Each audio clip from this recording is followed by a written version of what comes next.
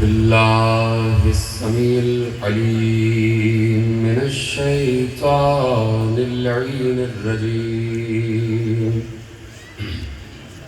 بسم الله الرحمن الرحيم.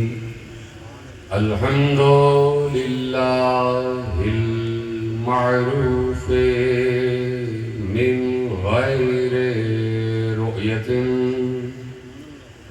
والخالق من غير ربية الذي لم يزل قائما دائما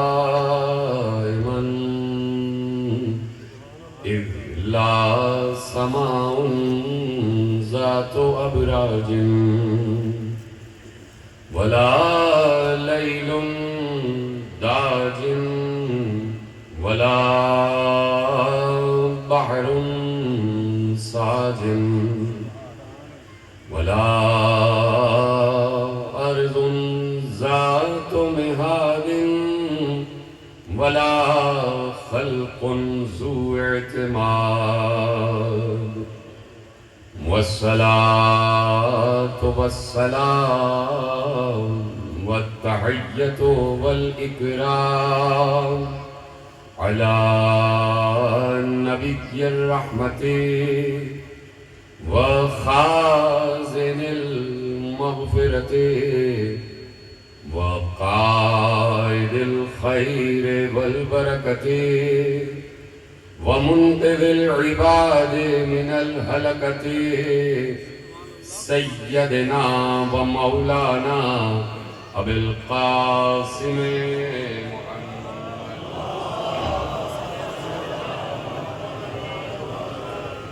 وأهل بيته الطيبين الطاهرين المعصومين المظلومين المنتخبين المنتجبين الذين أذهب الله عنهم الرجس وطهرهم تطهيرا.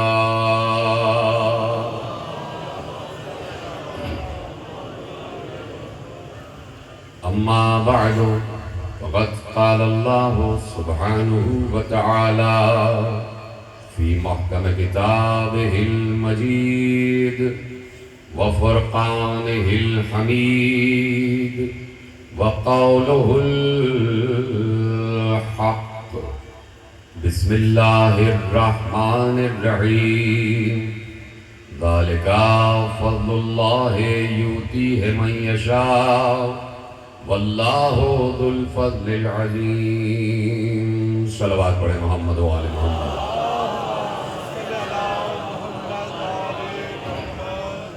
1446 ہجری کے عشرہ ماہ محرم الحرام کی مرکزی امام بارگاہ فیصل آباد بھولی گھاٹ میں آج آپ دوسری مجلس پہ شریک ہیں اور ہم گفتگو کر رہے ہیں اپنی بے بضاعتی کے باوجود، اپنی کم علمی کے باوجود، اپنی کم فہمی کے باوجود، اپنی نامعرفتی کے باوجود گفتگو کر رہے ہیں مقامات حیدریہ. اور یہ وہ مقامات حیدریہ ہیں جنہیں سوائے اللہ اور محمد کے کوئی بتا نہ سکتا. جو بتا دیا گیا وہی ہمارے پیش نگاہ ہے. اور ابھی بہت سے مقامات ایسے ہیں کہ جو ظاہر ہی نہیں ہوئے.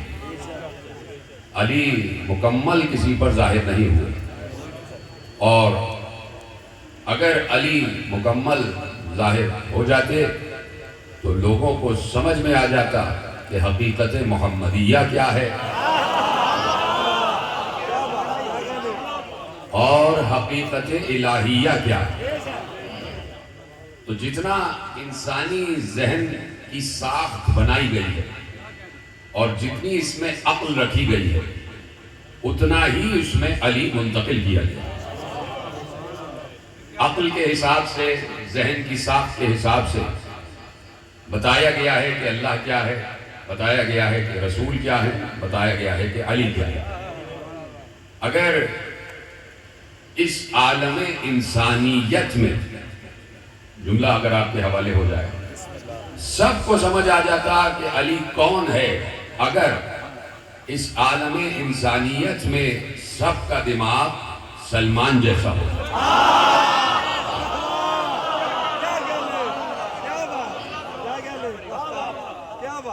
اور ہر کوئی 10ویں درجے پر ہے نہیں، تو علی کو سمجھنے کے لیے ایمان کے درجوں پر بلند ہونا پڑتا، ایمان کے درجوں پر بلند ہونا پڑتا۔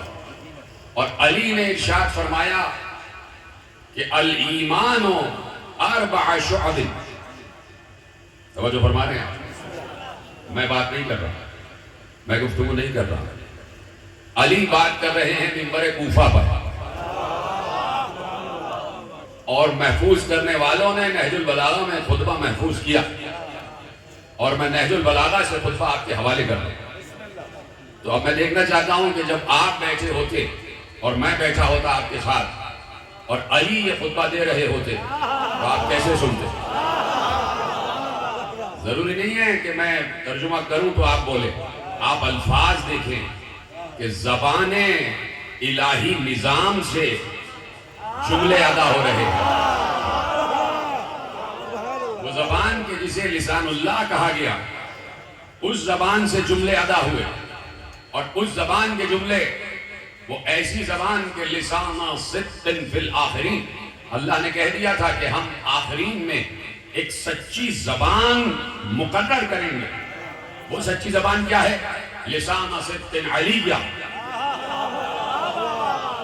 سورہ مریم میں کہہ دیا کہ آخری زمانے میں ایک زبان ہوگی کہ جو زبان سچی زبان ہوگی، اور وہ زبان علی کی زبان ہے، بڑی بلند زبان ہوگی، بڑی اعلیٰ زبان ہوگی، اور اس میں ایمان پر علی گفتگو کر رہے ہیں۔ اور کیا کہا کہ الایمان علی 4 شعب، ایمان کے 4 شعبے ہیں۔ علی بول رہے ہیں اور آپ چپ رہے ہیں کہ مجھے حیرانی سے نہیں دیکھیے، آپ ایسے تصور کریں جب میں پتہ نہیں کتنے لوگ ہیں کہ جو الحمدللہ جا چکے ہیں مسجد کوفہ، یقیناً گئے ہوں گے، اور جو نہیں گئے ان کے لیے دعا ہے کہ وہ اسی سال بلائے جائیں۔ تو جو گئے ہیں وہ اپنے آپ کو مسجد کوفہ میں منتقل کریں، اپنی روح کو، اپنی عقل کو، اپنی معرفت کو، اپنے منظر کو مسجد کوفہ میں لے جاؤ، اور وہ منبر دیکھو کہ جو مسجد کوفہ میں محراب کے برابر میں رکھا ہوا ہے، اور جہاں علی بیٹھ کے سلونی کہتے تھے۔ بار بار کہہ رہا ہوں کہ علی کے الفاظ پر غور کرو، ایسی فصاحت و بلاغت، ایسے الفاظ۔ ابھی موقع ملے، آج کل تو بہت زیادہ آپ کو موقع مل جاتا ہے کہ صبح جلدی اٹھتے ہیں تاکہ مجالس میں شریک ہو جائیں، اور ویسے تو علی کا چاہنے والا صبح جلدی ہی اٹھتا، اس لیے کہ علی نے جو ایک دعا رکھی ہے، دعائے صباح، صبح کو پڑھنے والی دعا۔ کبھی غور کرنا، صبح پڑھو گے تو تمہیں اور بڑا لطف آ جائے گا، لیکن اگر موقع ملے تو ابھی جا کے پڑھیے گا دعائے صباح۔ یہ وظائف الابرار یا جو بھی کتاب ہے اس میں یہ دعا لکھی ہوئی ہے، اس میں الفاظ پر غور کرنا کہ علی نے الفاظ کیسے استعمال کیے ہیں۔ معلوم ہوتا ہے کہ ایک کوئی صحیفہ ہے جو آسمان سے اتر رہا ہے، کوئی صحیفہ ہے جو آسمان سے اتر رہا ہے، اور علی گفتگو کر رہے ہیں، منبر پہ علی بول رہے ہیں، اور سب علی والے بیٹھے ہوئے علی کو دیکھ رہے ہیں، اور سماعتوں میں وہ آواز رس گھول رہی ہے کہ جس آواز نے پہلی مرتبہ کائنات کی بنیاد بھی رکھی، اور آخری مرتبہ وہی آواز سور بھی پھونکے گی۔ الایمان علی 4 شعب علی 4 دعائم، ایمان کے 4 ستون ہیں، ایمان کے 4 شعبے ہیں۔ علی بتا رہے ہیں، اور علی نے یقیناً دنیا میں کسی سے پڑھا نہیں ہے۔ میں کیسے عرض کروں، اگر آپ ساتھ دیں گے تو مجھے خود لطف آتا ہے کہ جب علی کی باتیں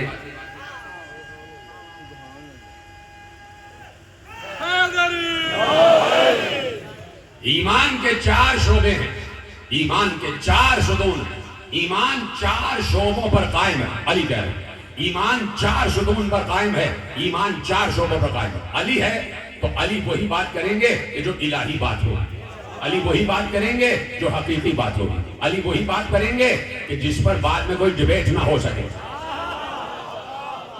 سلامت رہے آپ، جس پر بعد میں کوئی بحث نہ ہو سکے کہ نہیں ایسا نہیں ایسا، ایسا نہیں ایسا، علی نے کہہ دیا تو ہے، اب اس سے آگے کچھ نہیں، اس سے پیچھے کچھ نہیں۔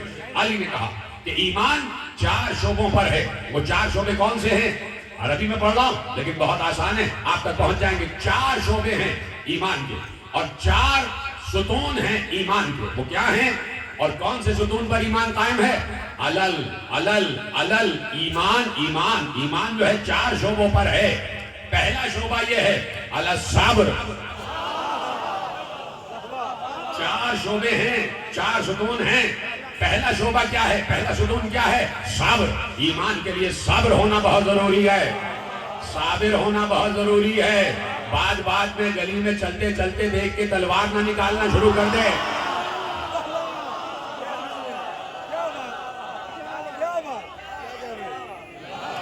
جہاں موقع ہو وہاں تلوار نکالے۔ دیکھیے میں نے روکا ہے، بات روکی ہے میں نے۔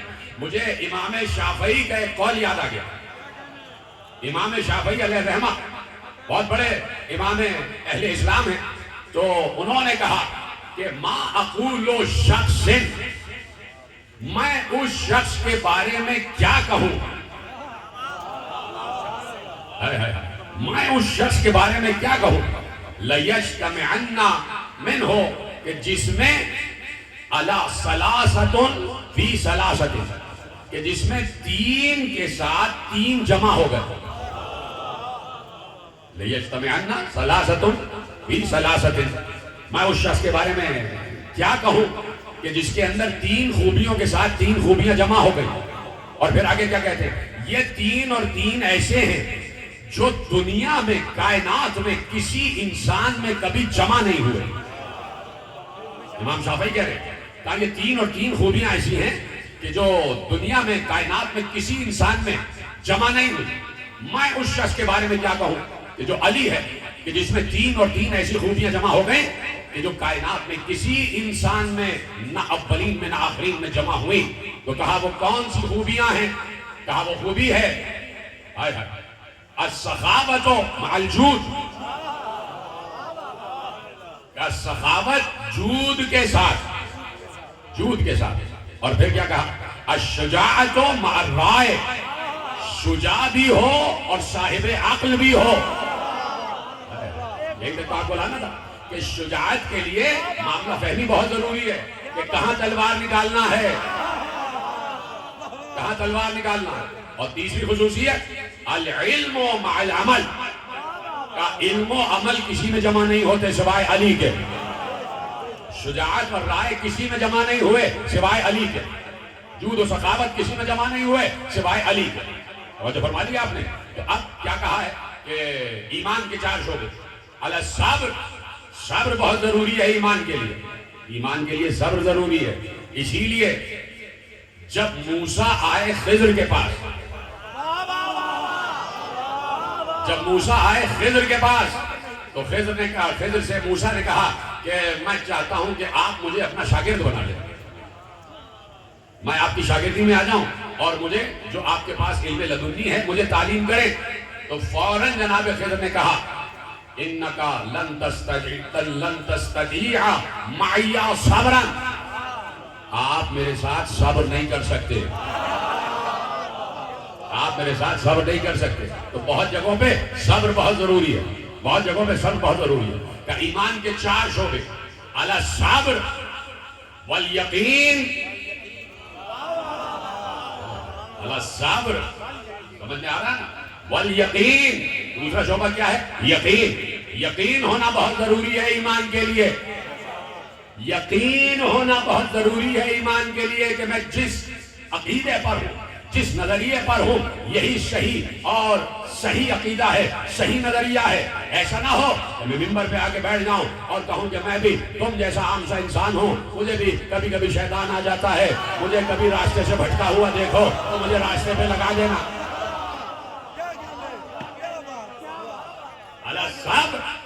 والیقین والعدل والجہاد. سمجھ گئے؟ 4 شعبے ہیں ایمان کے، 4 شعبے. الصبر والیقین والعدل والجہاد. صبر اور یقین. علی نے مزید اس کے 4 شعبے کیے، مزید 4 شعبے کیے کہ صبر کے بھی 4 شعبے ہیں اور یقین کے بھی 4 شعبے ہیں. اور جب جہاد کی بات آئی، مقامات حیدریہ پر بات ہو رہی ہے، جب عادل کی بات آئی اور اس کے بعد جہاد کی بات، جب عادل کی بات آئی تو مولا نے کہا العدل علی 4 شعب. عادل کے بھی 4 شعبے ہیں، عادل کے بھی 4 شعبے ہیں.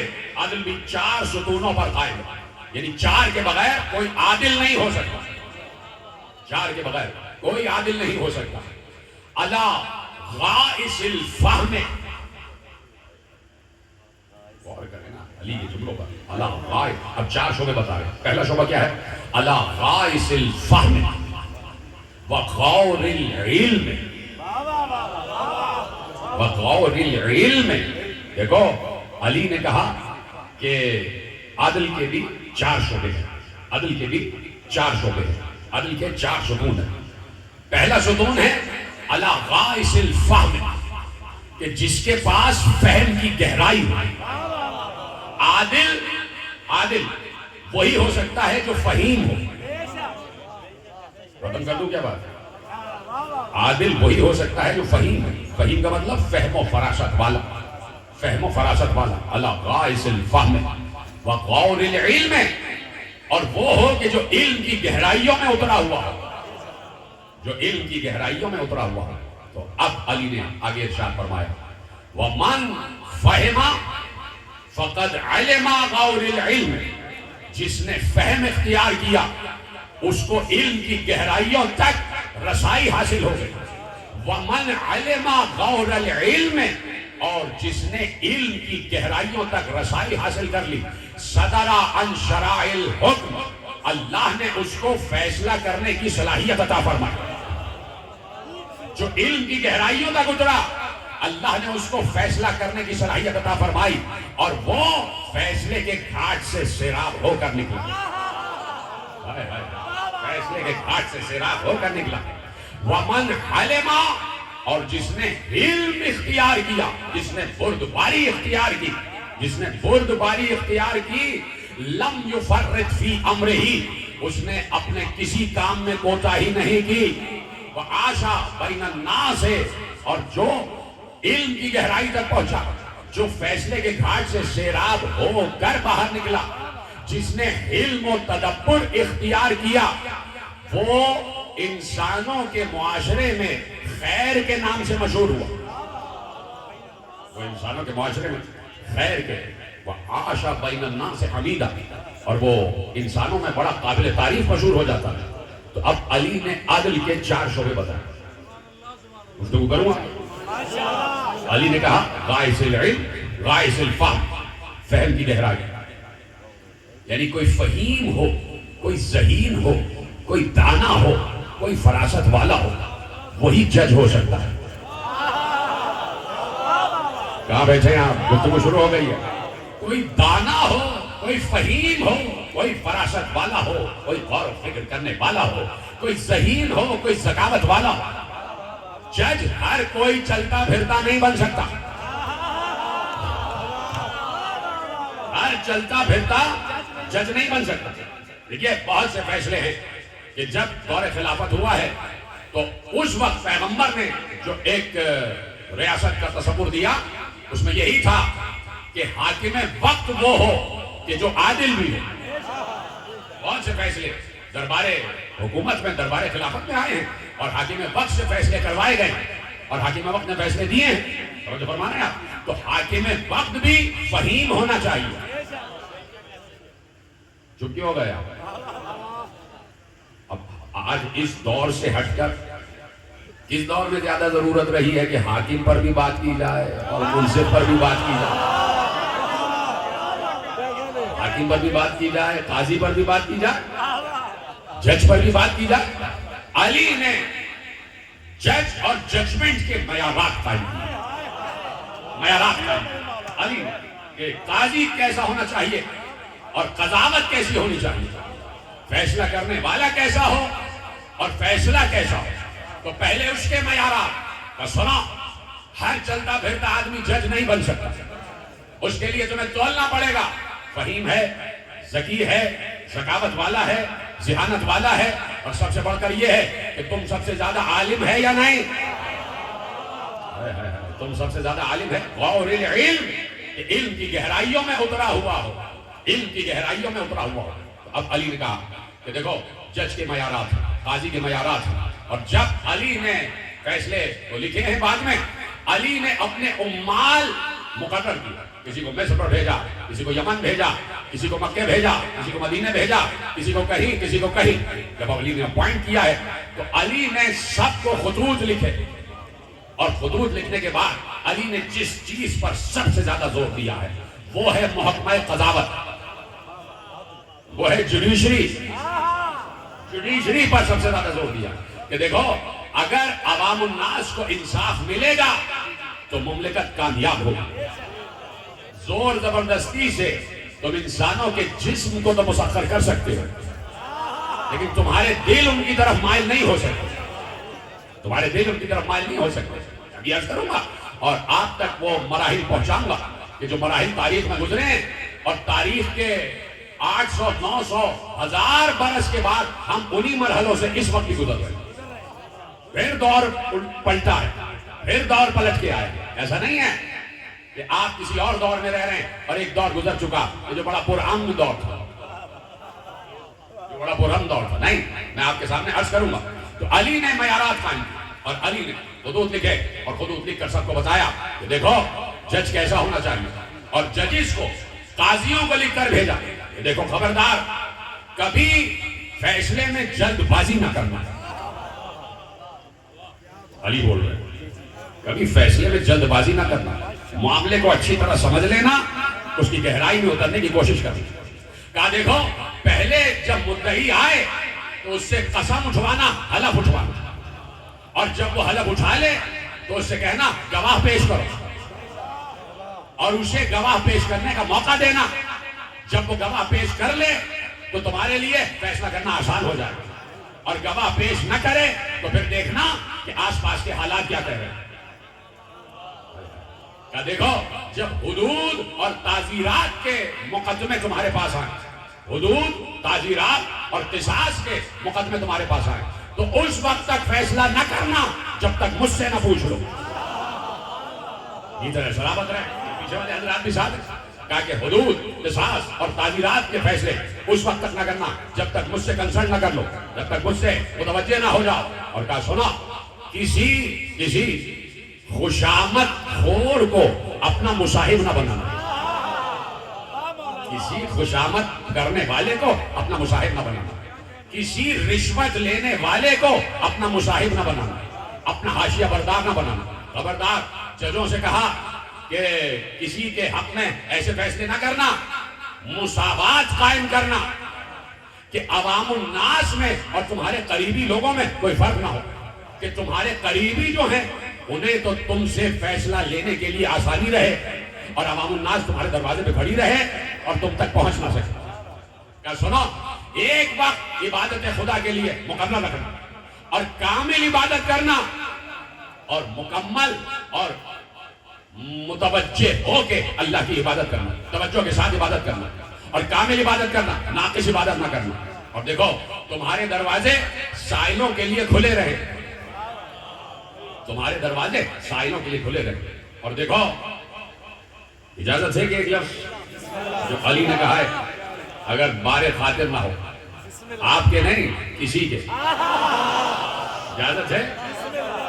علی نے کہا کہ سنا، جب تمہاری بزم میں لوگ آ جائیں اور سائل آ جائے، کوئی فیصلہ کروانے والا آ جائے، کوئی فریادی آ جائے، اس وقت تمہاری بزم میں کوئی فوجی نہ بیٹھا ہو، کوئی پولیس والا نہ بیٹھا ہو، کوئی انتظامیہ والا نہ بیٹھا ہو، اس لیے کہ سائل کی ہو سکتا ہے شکایت انہی کے خلاف ہو، اور وہ تم سے شکایت کرنے میں تعامل کرے۔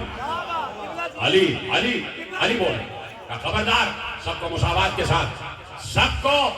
کے ساتھ برتنا، اور کسی کے لیے بھی ایسا نہ ہو کہ اس کو زیادہ اس کو کم. حاکموں کو بھی کہہ رہے اور قاضیوں کو بھی کہہ رہے. دیکھو شرط گواہ کس کو بنانا ہے؟ متوجہ ہے؟ شرط گواہ کس کو بنانا ہے؟ دیکھو سب کو گواہ بنا لینا سوائے ان کے کہ جنہوں نے کبھی جھوٹی گواہی دی ہے. کہ ہر کسی کو گواہ بنا لینا لیکن سوائے ان کے صاحبان ایمان گواہ ہو سکتے ہیں لیکن سوائے ان کے کہ جنہوں نے جھوٹی گواہی دی ہو, جو کبھی گرفتار ہو چکے ہو کسی گناہ میں اور انہوں نے توبہ نہ کی ہو. ایسے حیرانی سے دیکھ رہے ہیں, بولتے تو جائیں کم از کم سبحان اللہ تو کہتے جائیں. علی معیارات سے قضاوت دے رہے ہیں. دیکھو گواہ انہیں نہ بنانا کہ جنہوں نے گناہ کیے ہو اور وہ جیل میں جا چکے ہو اور انہوں نے اپنے گناہ سے توبہ بھی نہ کی ہو.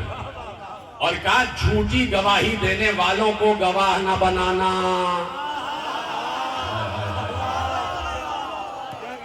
جھوٹی گواہی دینے والوں کو گواہ نہ بنانا. عدالت کے باہر بہت سے کھڑے رہتے ہیں, 1000 روپے دے دو گواہی دینے کے لیے تیار ہیں. یہ کس لیے ہے؟ عدالتوں کے باہر کوئی 5000 میں, کوئی 10,000 میں, کوئی 2000 میں, کوئی 1000 میں گواہ وٹنس آن ہائر بک رہے ہیں گواہ باہر. ہاں بھائی کون سی گواہی دینا ہے؟ یہ گواہی 1000 روپے دے دینا گواہی دے دیں گے, جبکہ معلوم ہی نہیں کہ معاملہ کیا ہے.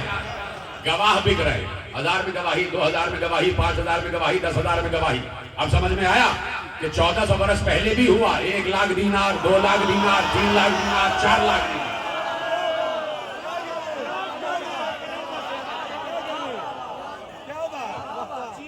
سمجھ فرما رہے نا؟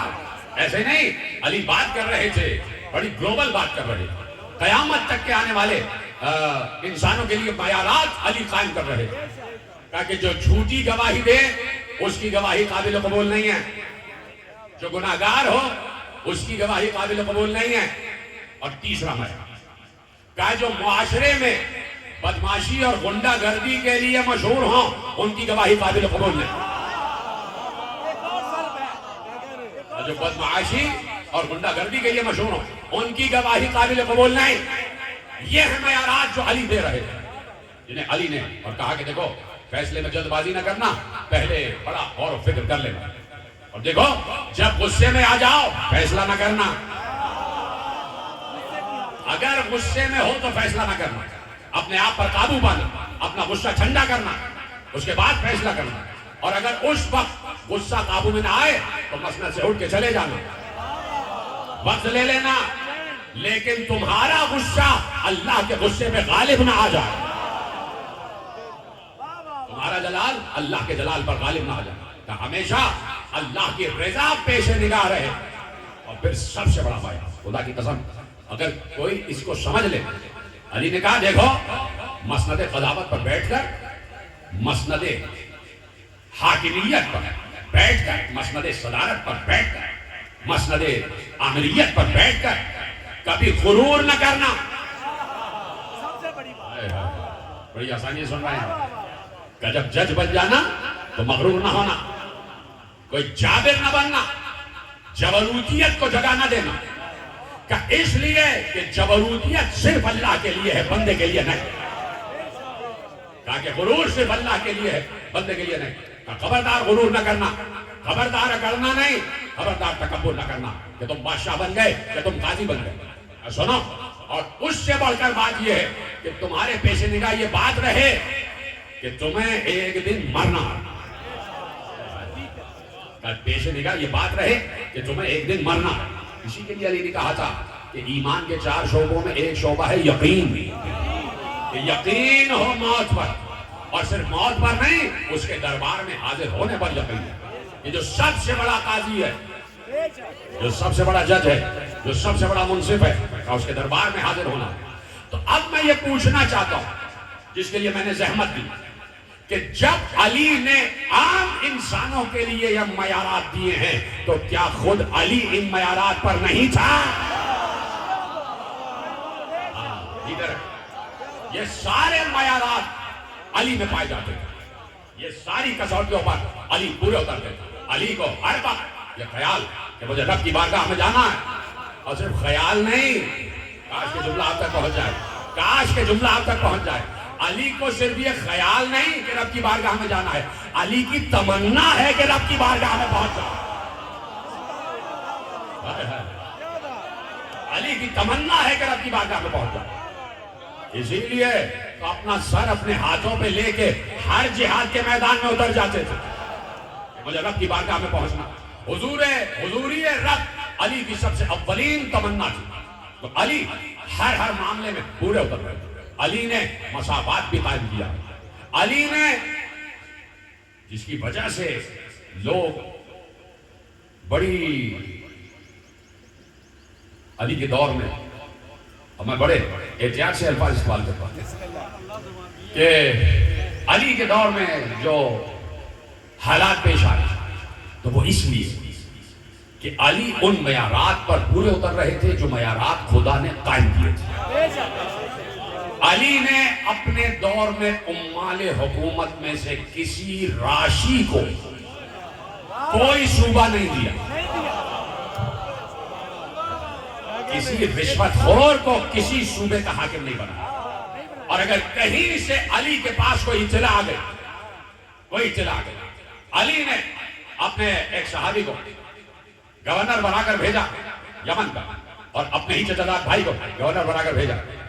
وہاں علی کو معلوم ہوا کہ وہ کسی کی دعوت میں چلے گئے، کسی سرمایہ دار کی دعوت، حاکم وقت چلا گیا. علی کو معلوم ہوا، علی نے سخت سرزنش کی کہ جب تک حکومت میں ہو تم وہاں کیوں گئے؟ تم وہاں گئے ہوگے، اس نے تمہارا ادب کیا ہوگا، تم نے اس کا ادب کیا ہوگا، اور اس نے تمہاری دعوت دی ہے تو اس کا مقصد کچھ ہوگا کہ تم سے کوئی مقصد حاصل کرنا چاہتا ہے. خبردار، اپنے دور حکومت میں ویسے زندگی گزارو جیسے ایک غریب مفلس انسان زندگی گزارتا. تو علی ان معیارات پر پورے اتر رہے تھے، اس لیے علی کے خلاف مسلسل جنگیں ہو رہی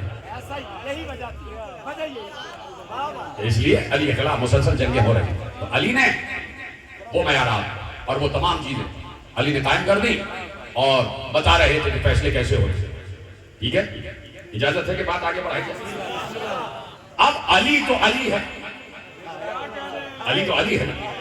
علی ہر بڑے انسان سے بڑا. جہاں پر بھی کوئی بلند نظر آ جائے علی اس سے بھی بلند، کوئی اور بلند نظر آئے علی اس سے بھی بلند، کوئی اور بلند نظر آئے علی اس سے بھی بلند. اور میں 13 نظر کو کہہ چکا کہ علی کا مطلب ہی یہ ہے، مال ایسا فوق ہے جس سے اوپر کوئی شے نہ ہو، اسے علی کہتے ہیں. اللہ بھی علی ہے، اس سے اوپر کوئی شے نہیں، اور اللہ نے علی کو علی بنایا. تو اب جتنا علی کوئی بلند نظر آئے گا علی اس سے بھی بلند. اور اب ضرورت ہے کہ قدیر کے فیصلوں کو تسلیم کیا جائے. بات آگے بڑھ رہی ہے، جس کے لیے میں نے زحمت دی ہے کہ اس کے بعد ضرورت ہے کہ قدیر کو تسلیم کیا جائے.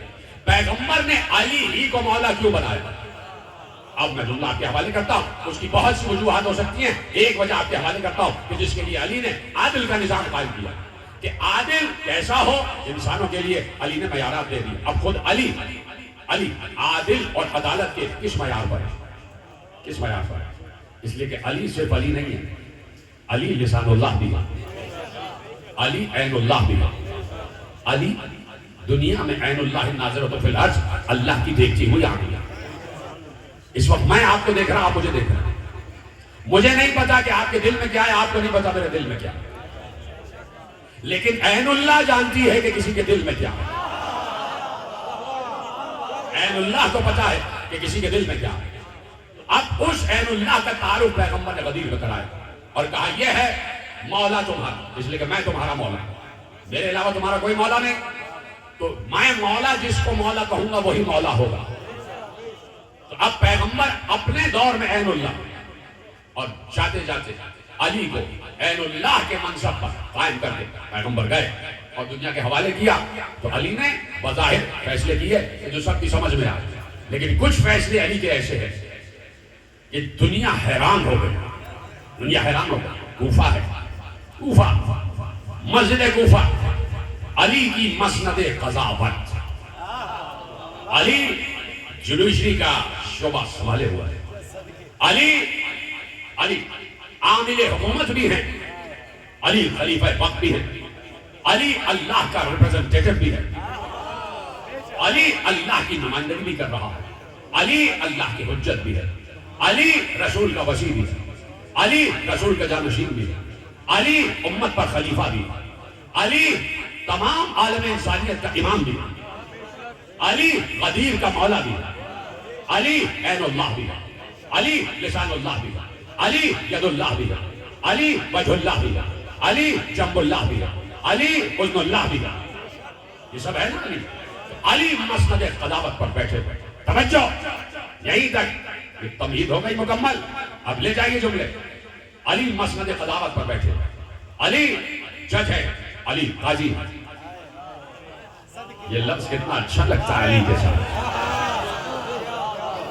علی قاضی ہے، قاضی بھی علی، راضی بھی علی۔ بستر ہجرت میں تو رضا علی کے پاس ہے، علی قاضی ہے۔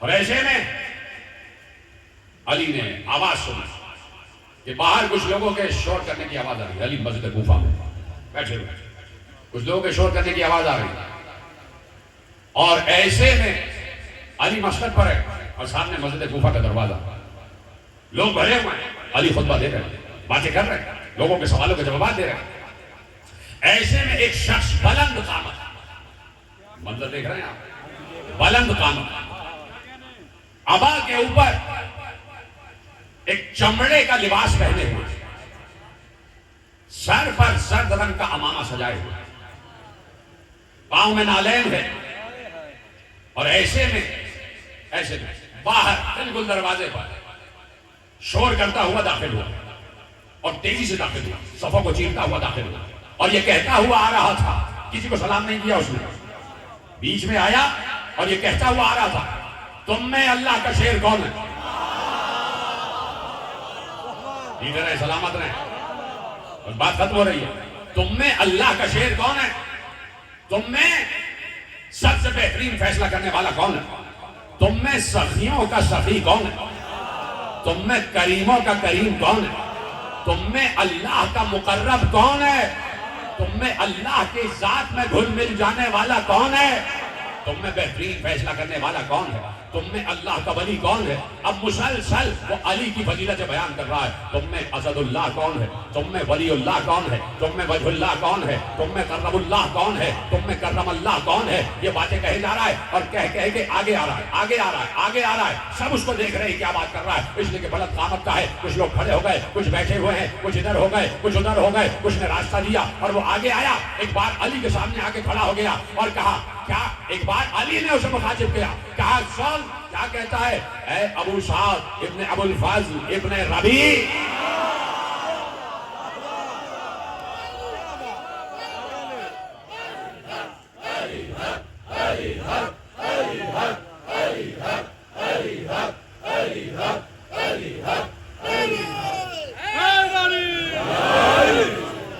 وہ آیا، کسی نے اس کو نہیں دیکھا، پہلی دفعہ دیکھا، اور علی نے ایک بار کہا کیا چاہتا ہے، اے ابو سعد ابن ابو الفضل ابن ربیع ابن فلان ابن فلان ابن فلان ابن فلان۔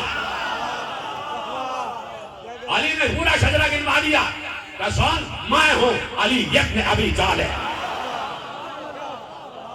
میں ہوں علی ابن ابی طالب، علی کو پہچانو، میں نے اسی لیے لفظ رکھا ہے مقامات حیدریہ، علی نے کہا میں ہوں علی ابن ابی طالب، ایک ہی لفظ میں علی نے بتا دیا کہ میں ہی وجہ اللہ ہوں، میں ہی کرم اللہ ہوں، میں ہی کرم اللہ ہوں، میں ہی علی کا اللہ کا قریبی ہوں، میں ہی اللہ کا شیر ہوں۔ ایک ہی لفظ میں علی نے بتا دیا کہ جتنا تعارف تو نے کروائے، جتنے صفات تو نے بتائے، وہ سب مجھ میں ہوں علی ابن ابی طالب۔ پورا شجرہ اس کا بیان کیا، وہ حیران ہو کے علی کو دیکھ رہا ہے، کہا کیا چاہتے ہو ابو سعد، کیا چاہتے ہو ابو سعد ابن ابو الفضل ابن ربیع، کیا چاہتے ہو؟ کہا کہ میں فلاں قوم سے تعلق رکھتا ہوں، اور میں اپنے ساتھ ایک مردے کو لے کے آیا۔ یہ تمام واقعات چشم کوفہ نے دیکھے ہیں، چشمے کوفہ نے دیکھے ہیں یہ واقعات، اپنی آنکھوں سے دیکھے۔ بہت سے واقعات تاریخ انبیاء میں گزرے ہیں کہ جہاں انبیاء نے فرعون کو کتنے معجزات دکھائے، فرعون کو کتنے معجزات دکھائے موسیٰ نے۔ یعنی کبھی ٹڈی کا عذاب آ رہا، کبھی چوہوں کا عذاب آ گیا، کبھی پانی خون بن گیا، یہ سب بنی اسرائیل پہ عذاب آئے نا۔ اور ہر عذاب پہ کہتے تھے موسیٰ سے، فرعون کہتا تھا اے موسیٰ اپنے اللہ سے کہو یہ عذاب ڈال دے، ہم تم پر ایمان لے آئیں گے۔ موسیٰ دعا کرتے تھے، عذاب ڈل جاتا تھا۔ فرعون اور اس کے تمام حواری کہتے تھے یہ جادو ہے۔ جب مصیبت آتی تھی تو کہتے تھے کہ ہم مان رہے ہیں، اور جب مصیبت ٹل جاتی تھی تو انکار کرتے تھے۔ یہ واقعات ہوئے ہیں، یہ بات یاد رکھنا۔ اس سے پہلے میں ایک جملہ عرض کر دوں، اور میں کسی مقام پر کہہ چکا کہ وہ دور جو گزرا تھا 1400 برس پہلے کا دور، جو دور گزرا ہے، جو امامتوں کا دور تھا،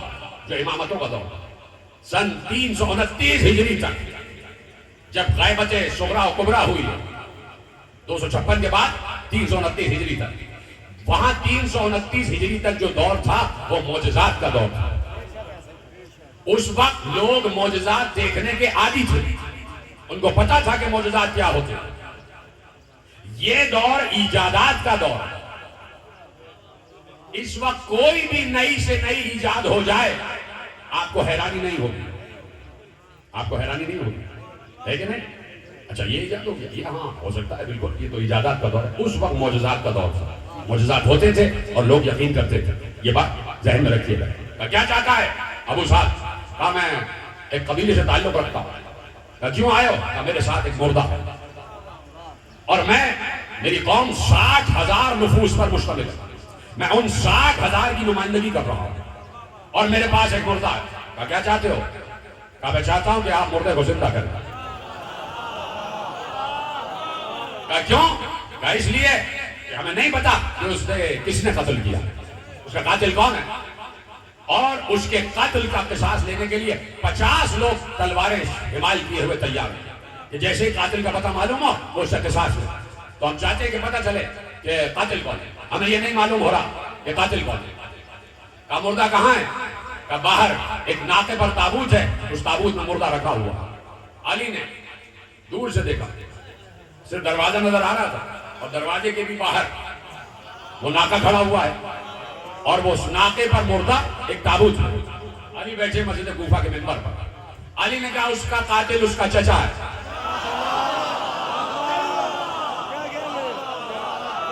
اس کا قاتل اس کا چچا ہے، اور اس لیے اس کے چچا نے اس کو قتل کیا۔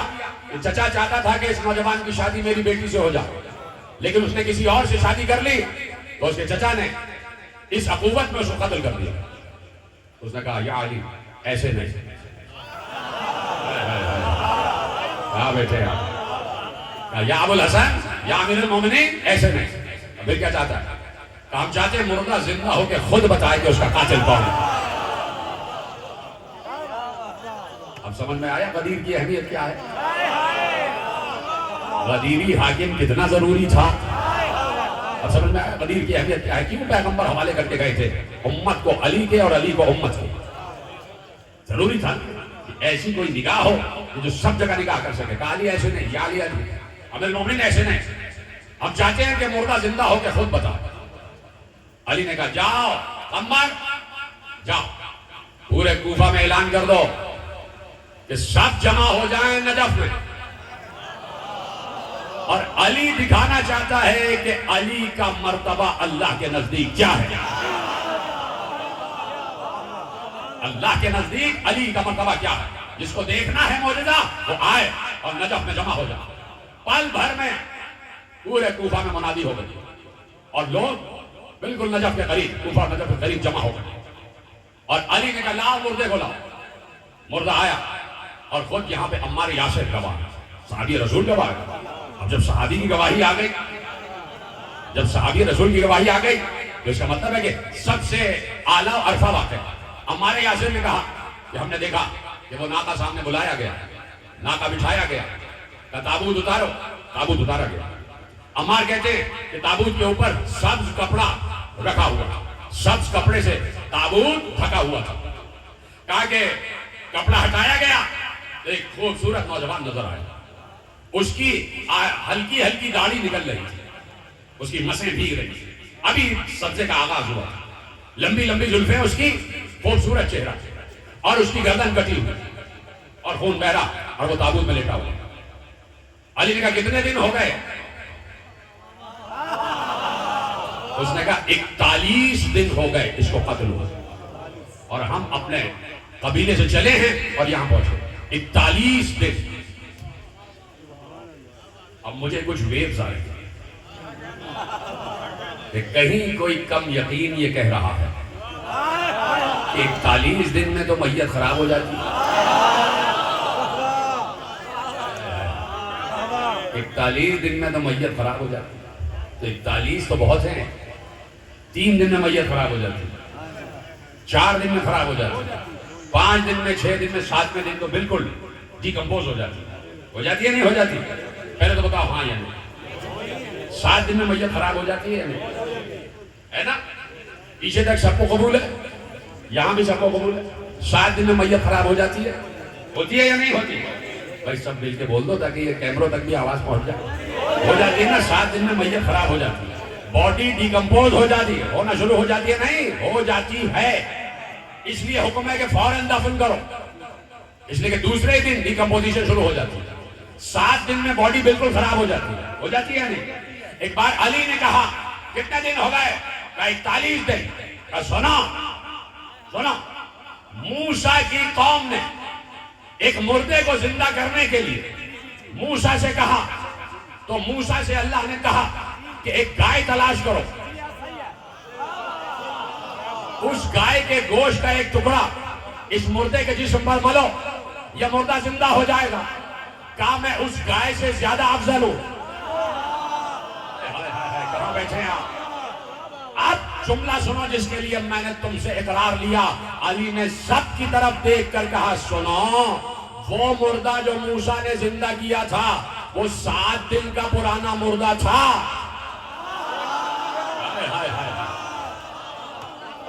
تو سمجھ گئے تو میرا سلام ہے.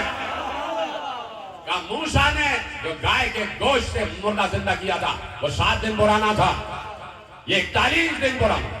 موسیٰ نے 7 دن پرانا مردہ زندہ کیا, میں علی ہوں. 41 دن ہو گئے اس مردے کو, لیکن چونکہ قدرت میں اور قضاء الہی میں اور قدر میں, کاش کہ میں جملہ آپ تک پہنچا سکتا, یہ بات طے تھی کہ اس مردے کو جانا ہے موسیٰ کی طرف, اور یہاں یہ بات طے تھی کہ اس مردے کو جانا ہے علی کی طرف. تو وہاں وہ موسیٰ کی امانت, یہاں یہ علی کی امانت, تو کسی حجت کی امانت کبھی زائل نہیں ہوتی.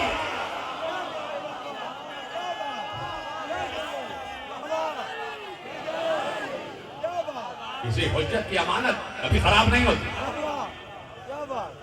کہ میں 41 دن پرانا مردہ زندہ کروں گا, اور میں اس گائے سے زیادہ افضلیت رکھتا ہوں, اس میں اور اس گائے میں کوئی تقابل نہیں. تاکہ سنو, میں علی ابن ابی طالب. موسیٰ نے گائے کے گوشت کے ٹکڑے کو مردے سے مس کیا تھا تو مردہ زندہ ہوا تھا. میں علی ہوں, میں پاؤں کی ٹھوکر سے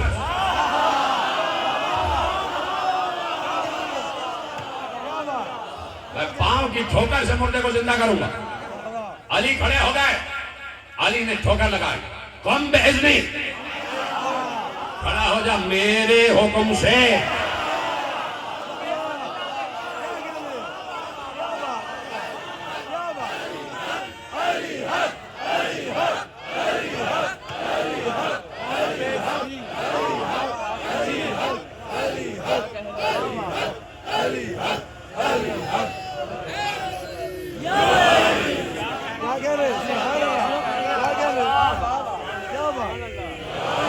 کھڑے ہو جا میرے اذن سے, میرے امر سے, میرے حکم سے کھڑے ہو جا. کیا مجال کہ مردہ زندہ نہ ہو, مردہ زندہ نہ ہو, کیا مجال؟ ملک الموت تو آس پاس ہی پھرتا رہتا ہے, ملک الموت تو آس پاس ہی پھرتا رہتا ہے. کیا مجال کہ مردہ زندہ نہ ہو؟ زندہ ہوا, زخم دوبارہ ملے, گردن کٹی ہوئی جڑی, बात है यार। जो गर्दन कटी हुई थी वो जुड़ी, लोगों ने देखा कि गोश्त के टुकड़े मिल रहे हैं, रगें मिल रही हैं, कोई टाका नहीं लगाया जा रहा। अरे ये अली जो बड़ा अली है ना, इसी का छोटा अली अली रजा, ये तो फिर भी इंसान था। अली रजा ने शेर कालीन से कहा, गर्दन के टुकड़े मिले, जिंदा हुआ। और जैसे ही कहा था ना अली ने कि तुम मेरे इज़्न से जिंदा हो जाओ, तो अब कुछ कहता हुआ उठा। क्या कहता हुआ उठा? इजाजत है कि पेश कर दीजिए। कहता हुआ उठा, लब्बैक लब्बैक या हुज्जत अल्लाह फिल अनाम, लब्बैक लब्बैक या हुज्जत अल्लाह फिल अनाम, वल मुतफर्रिदो बिल फज़ल वल अनआम। आज के कोई जुमला ऐसे ही समझ लेता, कहा कि मैं हाजिर हूं ए मखलूकात पर अल्लाह की हुज्जत, ए मखलूकात पर अल्लाह की हुज्जत, मैं हाजिर हूं। और फिर क्या कहा? अल मुतफर्रिदो बिल फज़ल वल अनआम, लफ्ज अजीब इस्तेमाल किया उस जिंदा होने वाले मुर्दे ने, अजीब लफ्ज इस्तेमाल किया, वल मुतफर्रिदो बिल फज़ल वल अनआम। कहा कि ए वो कि जो फजीलत में भी मुनफरिद है और जो इनामात इलाहिया में भी मुनफरिद है। मुनफरिद का मतलब ये होता है, मुनफरिद का मतलब होता है मुफरद, और मुफरद का एक तर्जुमा है अहद। अहद कहते हैं वाहिद को नहीं, अकेले को, एक को नहीं, अकेले को, जो अकेला हो उसे अहद कहते हैं। और उसी को मुतफर्रिद भी कहते हैं। और वो कह रहा है अल मुतफर्रिदो बिल फज़ल वल अनआम, है वो कि जो फजीलतों में अहद है, जो फजीलतों में अकेला है, कोई शरीक नहीं है अली की फजीलतों में। अल्लाह और नबी ने अली को वो फजीलतें अता की। लेकिन इससे पहले जिसके लिए जहमत दे रहा हूं कि जैसे ही मुर्दा अली के सामने आया, अली ने पहले हमद खुदा की, फिर रसूल की नात पढ़ी, और फिर कहा मेरे इज़्न से जिंदा हो जा। वो जिंदा हुआ, और ये कहता हुआ जिंदा हुआ कि ऐ वो कि जो अपने फजाइल में अकेला, ऐ वो कि जो अल्लाह की मखलूक पर हुज्जत है, हुज्जत।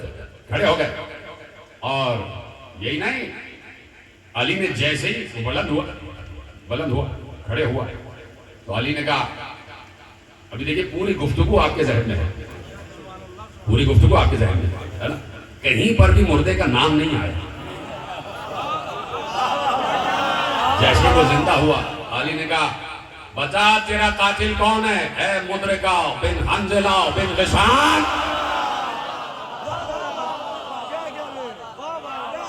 बता तेरा कातिल कौन है? ऐ मुद्रिका बिन हंज़ला बिन ग़िसान। उसने सलाम किया, उसने कहा, या अमीरुल मोमिनीन, मेरा कातिल मेरा चचा है, मेरा कातिल मेरा चचा है, और रातों रात मुझे कत्ल कर दिया, और उसी जुर्म में कि मैं उसकी बेटी से शादी नहीं कर रहा था, इसीलिए उसने मुझे कत्ल कर दिया। और चचा का नाम है हारिस बिन ग़िसान, मेरे चचा का नाम है। तो अली ने कहा, ले जाइए जुमला, आपके दिलों को छुएगा जुमला, जिसके लिए मैंने जहमत दी रवायत पढ़ने की, आपके दिलों तक पहुंचेगा। अली ने कहा, जाओ ऐ हंज़ला, ऐ मुद्रिका, जाओ और जाके अपनी कौम को पूरा ये वाक़या बयान कर दो, जो कुछ हुआ। वो खड़ा हुआ, उसने अली के कदमों को पकड़ा और कहा, या अली, अब यहां से कोई वापस जाए तो अहमक ही होगा।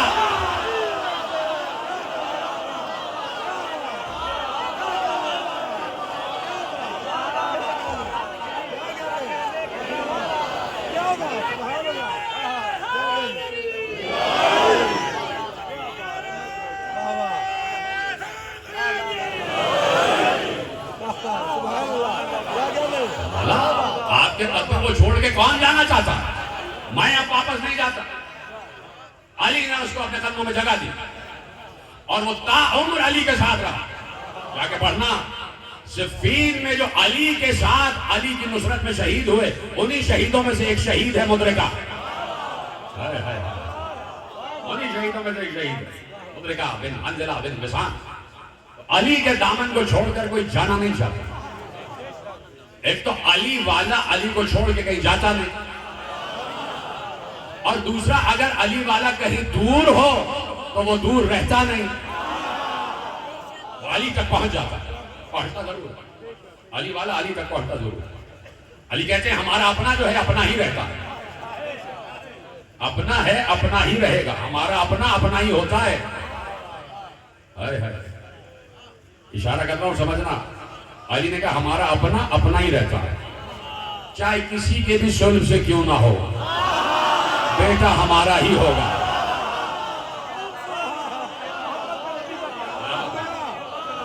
ہمارا اپنا اپنا ہی رہتا ہے، کہیں بھی ہو ہم تک پہنچ جاتا ہے اور ہم سے دور رہ نہیں سکتا۔ یہ ہے امامتوں کا تعارف، یہ ہے مقام علی، کہ یہ علی نہیں ہے۔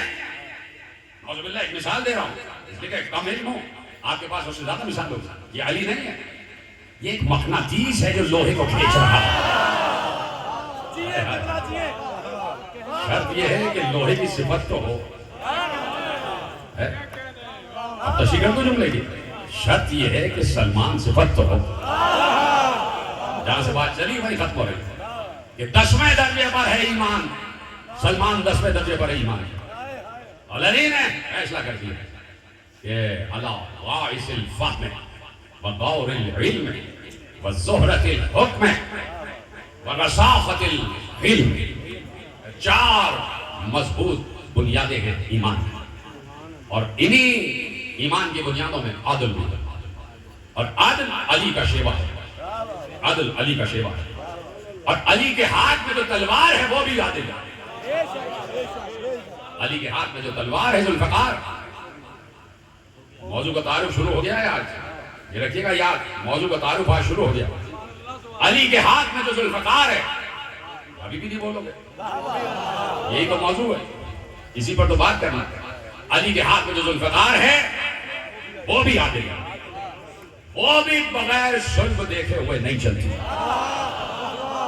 وہ بھی نسب کو دیکھ کر چلتی ہے۔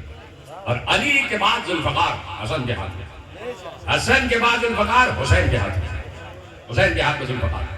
اور خود میرا مولا زین العابدین کہتا کہ میں نے اپنے بابا کی جنگ دیکھی، میں دیکھ رہا تھا، پردہ ہٹایا، میں تفصیل عرض کروں گا، شاید 9ویں تقریر جو ہوگی وہ اسی موضوع پر ہوگی، 8ویں یا 9ویں تقریر، لیکن آج میں آپ تک ایک صرف منظر پہنچا تاکہ جس وقت میرا بابا جنگ کر رہا تھا، پردہ ہٹا، میں اٹھا عصا کے سہارے دروازے پہ آ کے کھڑے ہو گیا، میرے بابا جنگ کرتے ہوئے دیکھا۔ مدینے میں میرا مولا بیان کر رہا کہ میرا مولا، میرا بابا تلوار چلا رہا تھا، میرا بابا حسین تلوار چلا رہا، ذوالفقار حسین کے ہاتھ میں۔ تو میں نے بہت سے ایسے دیکھے کہ میرے بابا کی زد میں تھے، تلوار کی زد میں تھے، اور کسی نے پتھر مارا، کسی نے نیزہ مارا، لیکن میرے بابا نے ان سے منہ پھیر لیا، زد میں تھے تلوار کی لیکن تلوار نہیں چلا۔ تو کسی نے کہا ایسا کیوں نہیں ہوا؟ کہا اس لیے کہ میرے بابا کی ذوالفقار ہمیشہ اس پر چلتی ہے جس کی نسل میں کوئی مومن نہ آنے والا۔ کہا حسین دیکھ رہے تھے کہ سلبوں تک کون مومن آنے والا۔ تو کربلا میں بھی کچھ لوگوں پر حملہ ہوا اور کچھ پر حسین نے کچھ کو چھوڑ دیا۔ یہ ہے زین العابدین جس نے حسین کی جنگ بیان کی۔ اور آج جو مصائب ہم تک پہنچے وہ 2 کی زبانی۔ لکھنے والے نے لکھا کہ حسین کربلا سے 2 عظیم خطیب مدینے سے لے کر چلے کربلا کی طرف، 2 عظیم خطیب حسین مدینے سے لے کر چلے، اس لیے کہ حسین کو معلوم تھا کہ یہ خطیب ہی ہوں گے کہ جو پوری کربلا کو پوری دنیا میں پہنچا دیں گے۔ تو ان 2 عظیم خطیبوں کا نام، ایک کا نام زین العابدین، ایک کا نام زینب۔ بیوی کا نام آئے تو کوئی خاموش نہ رہے۔ ایک علی کا بیٹا علی بن حسین، حسین کا بیٹا، اور ایک علی کی بیٹی، ایک حسین کا بیٹا، ایک حسین کی بہن۔ یہ 2 ہیں جنہوں نے کربلا 4 دانگ عالم میں پہنچا دی۔ سلام ہو انصاران حسین پر، سلام ہو اصحاب حسین پر، السلام علی الحسین وعلی علی ابن الحسین وعلی اولاد الحسین وعلی اصحاب الحسین. رو رہے ہو نا؟ جس جگہ پر اولاد حسین پر سلام ہے وہیں اصحاب حسین پر سلام ہے، وہیں اصحاب حسین پر سلام ہے. جتنا اصحاب حسین کا تذکرہ سنو گے یا کیا جائے گا تو جب مرو گے اتنے ہی اصحاب تمہاری روح کو لینے آئیں گے.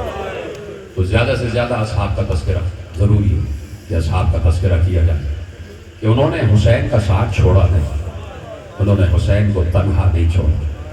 کچھ تو ساتھ چل رہے تھے اور کچھ راستے سے ساتھ ہو لیے. جا رہے تھے حسین منزل ثعلبیہ کے قریب سے گزر رہے تھے. ایک دور سے ایک قبیلہ نظر آیا اور قبیلے کے قریب سے گزرے. وہاں سے ایک خاتون باہر آئی. اس کو معلوم ہوا کہ یہ فرزند رسول کا قافلہ جا رہا ہے. وہ خاتون عیسائی تھی، نصرانی تھی، قبیلہ نصرانیوں کا تھا. اس خاتون کا نام قمر تھا. وہ آئی، اس نے کہا پیاسے ہیں، چشمہ بہتا تھا خشک ہو گیا، اب ہم یہاں سے پوچھ کرنا چاہتے پانی ہے. حسین نے کہا کہاں تھا چشمہ؟ حسین وہاں پہنچے. حسین نے اس جگہ کو دیکھا، اپنا پاؤں اس جگہ سے مس کیا تو حسین فخر اسماعیل ہے. حسین نے اپنی ایڑیوں کو زمین سے مس کیا، چشمہ دوبارہ جاری ہو گیا. قافلے والے شکر گزار ہو گئے. حسین آگے بڑھ گئے. کچھ دن بعد، کچھ دیر بعد اس عورت کا بیٹا بھی آ گیا اور اس نے دیکھا کہ چشمہ بہ رہا. اماں میں تو دور دور دیکھنے گیا تھا، تو چشمہ خشک ہو گیا تھا، یہ دوبارہ سے چشمہ کیسے ابھر آیا؟ کہ یہاں سے ایک سخی کا قافلہ گزرا تھا، ایک کریم کا قافلہ گزرا تھا، فاطمہ کے بیٹے کا قافلہ گزرا تھا اور انہوں نے یہ چشمہ دوبارہ جاری کیا. بیٹے اب ہم پر یہ واجب ہے کہ ہم ان کا شکریہ ادا کریں، شکریہ ادا کریں. اب کس جانب گئے ہیں؟ اسی جانب آگے گئے ہیں، کہیں نہ کہیں ملاقات ہوگی. لیکن بیٹے تیری شادی ہونے والی ہے، تو جب تیری بارات لے کر جاؤں گی تو حسین سے راستے میں ملاقات ضرور ہوگی. بارات لے کر چلی، بیٹے کی شادی ہو گئی. بیٹا 17 دن کا دولہا، 17 دن ہوئے. واپس آنے لگی تو اسی کربلا میں کچھ خیمے لگے ہوئے دیکھے، کچھ قناتیں لگی ہوئی دیکھی، کچھ چھولداریاں لگی ہوئی دیکھی. ایک طرف بہت فوج اور ایک طرف چند نفوس. دور قافلہ روکا، بیٹے سے کہا جاؤ دیکھ کے آؤ کہ کون کون ہے. بیٹا گیا، تڑپتا ہوا واپس آیا.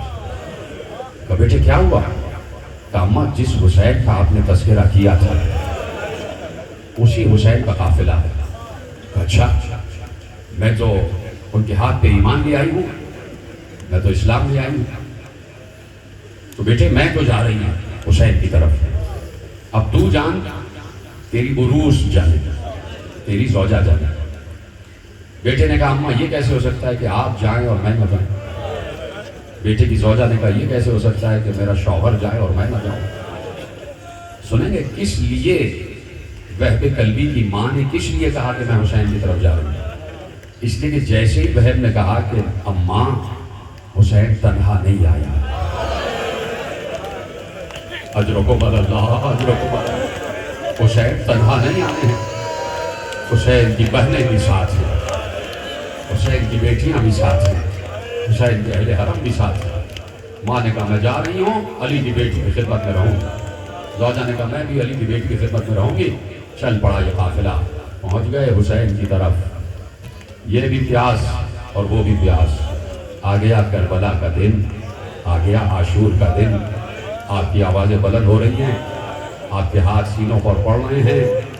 تو کیا عظیم قربانیاں ہیں کہ جو انصاران حسین نے دی ہیں.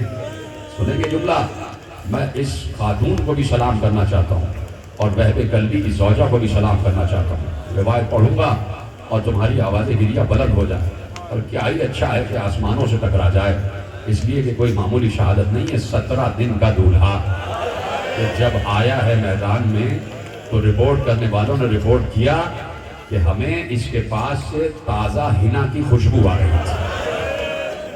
दूल्हा की खुशबू आ रही थी। हसीन लड़का आ गया मैदान में। माँ ने इजाजत दी, ज़ौजा से इजाजत ली, हुसैन ने इजाजत दी, चले मैदान जंग में आ गए।